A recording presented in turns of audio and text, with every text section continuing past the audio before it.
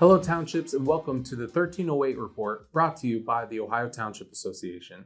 I'm Kyle Brooks, Director of Governmental Affairs. Today, we're taking a closer look at how the veto process works when it comes to the state operating budget. Let's start with a quick recap. On June 30th, Governor DeWine signed House Bill 96 into law. In doing so, he exercised his constitutional authority to issue line item vetoes, an option available to the governor for any bill that includes fiscal appropriations. This allows the governor to veto specific provisions without vetoing the entire bill. In total, Governor DeWine vetoed 67 items in House Bill 96, the highest number of line item vetoes he has issued since taking office in 2019. Two of those 67 vetoes were of interest to townships. First, the governor struck down a provision that would have allowed a county budget commission to reduce millage that was passed through voter-passed property tax levies. Second, he vetoed a provision to eliminate the use of replacement property tax levies, which is a ballot option for townships. The OTA opposed both provisions and formally requested vetoes from the governor, whose actions aligned with the OTA's concerns.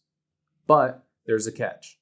Once the governor issues vetoes, the General Assembly has the authority under the Ohio Constitution to override them.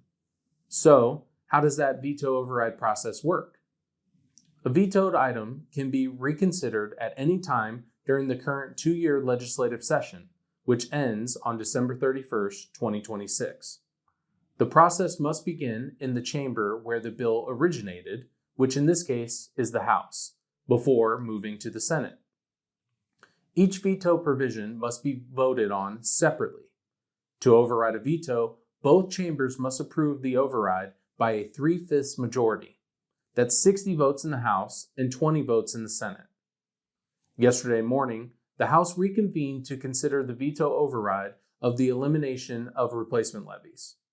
The House narrowly overrode the veto with a vote of 61 to 28.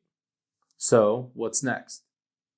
Now that the House has voted to override the elimination of replacement levies, that item will now be sent to the Senate for further consideration. At this time, the Senate has yet to announce a floor session to consider the veto override. If the Senate also overrides replacement levies, then they would no longer exist after January 1st, 2026. As previously stated, the legislature has up until December 2026 to consider any of the line item vetoes issued by Governor DeWine in the budget. So any other items may be considered at future sessions that have yet to be determined. This is just a reminder that the legislative process doesn't end when the governor signs a bill. Vetoes can be reversed, and in cases like these where the stakes involve township funding, services, and voter-approved tax authorities, it is essential for township officials and residents to stay engaged. That's your 1308 report on the veto override process. The OTA will continue to advocate on your behalf and keep you updated as the override process unfolds. For more information, visit our website and subscribe to the OTA's legislative alerts. Also, don't forget to like and subscribe our YouTube channel to stay connected. Thank you for all you do for Ohio's townships, and we'll see you back here next week on the 1308 Report.